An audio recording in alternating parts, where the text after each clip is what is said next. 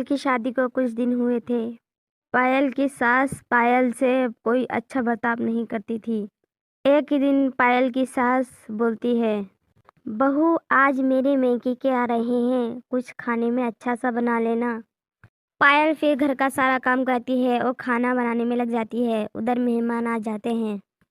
पायल ने खाने में अच्छी सी डिशें बनाई थी और उसने पनीर के पराठे भी बनाए थे। पायल ने खाने के लिए सब सामान रख दिया था। वो मेहमान सारा ही खाना खा गए। पायल के लिए कुछ नहीं बचा था। किचन में आकर पायल बर्तनों को देखती है। बर्तन सारे खाली हो जाते हैं। इतने में राज भी आ जाता है और पायल से बोलता है, क्या हुआ पायल, बर्तनों में क्या देख रही हो? मैं खाने के लिए कुछ देख रही हूँ। ये मेहमान तो पूरे भोक्कड़ निकले। साथ जितना कुछ मैंने बनाया सभी कुछ खा गए। मेरे लिए तो थोड़ी सी भी कुछ नहीं छोड़ा। अब मुझे बहुत तेज की भूख लग रही है, मैं क्या खाऊं? दोनों बात करते हैं। इतने में पायल की सास भी आ जाती है और पायल से बोलती है, बहू आज तूने खाना कैसे बनाया था? खाना बिल्कुल नहीं खाया गया, कोई टेस्ट ही नहीं है उसमें। माँ जी क्या बात कर रही हो? मैंने खाना कितना बहुत सारा बनाया था। मुझे तो यही उम्मीद थी कि बचेगा। उन लोगों ने तो खाने के लिए कुछ छोड़ा ही नहीं, सारा का सारा खा गए। इतने भुक्कड़ हैं तुम्हारे मैके वाले। और तुम बोल रही हो खाने में कोई टेस्ट ही नहीं था। मेरी मैके वालों को तू ऐसा बोल रही है? तेरी बहुत जबान चलने लगी है। ऐसा तो ना होगा जो महारानी ने खाना ना खाया हो, बनाते बनाते खा गई होगी और अब बोल रही है खाना ना बचा तेरे लिए। इतनी भी शरीफ नहीं है तू। और हाँ, कल परसों का खाना रखा हो। फिर पायल रोते हुए कमरे में चली जाती है।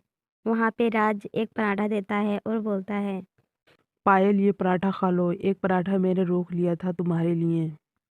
मुझे मालूम है तुमने कुछ नहीं खाया होगा, इसलिए मैंने तुम्हारे लिए एक पराठा रोक लिया था। राज मुझे ये बताओ, ये तुम्हारी माँ मेरे साथ ऐसा क्यों करती हैं? पायल ये तुम्हारे साथ नहीं बल्कि मेरे साथ भी करती हैं, क्योंकि ये मेरी सगी माँ नहीं है, सुतेली माँ है। इनसे कुछ बोलता हूँ तो यही बोलती हैं कि घर से निकल जाओ। अगले दिन पायल के मैके वाले आते हैं और पायल अपनी सास से बोलती है, माँ जी आज मेरी मम्मी पापा आ रहे हैं, आज खाने में क्या बनाऊं? तेरे मैके वाले क्यों आ रहे हैं? क्यों खर्चा कराने चाह रही है तू मेरा? ऐसा कर दाल और चावल बना ले। इस टाइम पे महंगाई बहुत है, दाल ही चावल बना ले बस तू। फिर पायल किचन में चली जाती है और सोचती है, जब इनके मैके वाले आए थे तो हर चीज़ पनीर की बनाई थी, पनीर पराठे। आज मेरे मैके वाले आए हैं तो दाल चावल को बोल दिया। इतना फर्क करती है माँ जी। काश मेरे पास पैसा होता या कुछ ऐसा जादू होता जो पनीर पराठे बना के अपनी माँ और बाबूजी को भी खिलाती। पायल इतना ही सोचती है, तभी देखती है तवे पे पनीर और पराठे रखे हैं। पनीर पराठा देखकर पायल बहुत खुश हो जाती है और अपने मैके वालों को पनीर पराठा खिलाती है।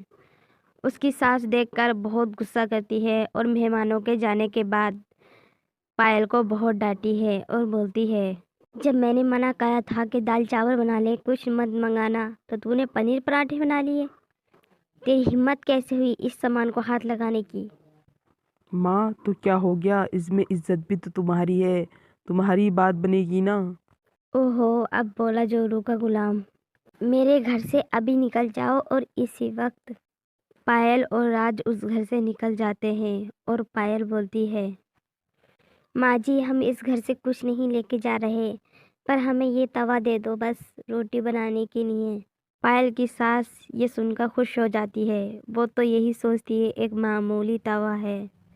पास के गांव में किराए पे एक झोपड़ी ले लेते हैं और उसमें रहने लगते हैं। पायल बहुत तेज की भूख लग रही है, खाने के लिए भी कुछ नहीं है। मैं क्या करूँ, कहाँ से लाऊं? राज की ये बात सुनकर पायल को ध्यान आता है उस तवे का। जैसे ही उस तवे को चूल्हे पे रखती है और मन में सोचती है, आज भी हमें पनीर पराठा मिल जाए। पायल का ये सोचते ही तवे पे पनीर पराठा बन जाता है और वो दोनों पेट भर के खाना खाते हैं। फिर वो दोनों यही सोचते हैं क्यों ना हम पराठे का एक छोटा सा ढाबा खोल लें। वे दोनों पनीर पराठे का एक छोटा सा ढाबा खोल लेते हैं और उनका काम बहुत अच्छा चलता है। धीरे धीरे उनकी आमदनी बढ़ जाती है और वे एक अच्छा सा नया घर खरीद लेते हैं। एक दिन पायल बोलती है, राज, अब हमारे पास किसी चीज़ की कमी नहीं है। हमने बहुत पैसा कमा लिया इस तरह से। एक हमने अपना बड़ा सा रेस्टोरेंट भी खोल लिया है। क्यों ना हम अब इस तवे का इस्तेमाल ख़त्म कर दें और अपने हाथों से पनीर पराठे बनाकर बेचें। इस तवे ने इतना साथ दिया हमारा, इसके लिए बहुत शुक्रिया। हाँ पायल, तुम सही बोल रही हो। अब हम अपनी मेहनत से ही काम करेंगे। उधर पायल की सास को भी पता चल जाता है। वे दोनों बहुत मालाल हो गए हैं। इसलिए पायल की सास भी उन दोनों के पास आ जाती है। पर पायल और राज बुरे दिल के नहीं थे, इसलिए वो अपनी माँ को अपने पास रख लेते हैं और सब लोग खुशी खुशी रहने लगते हैं।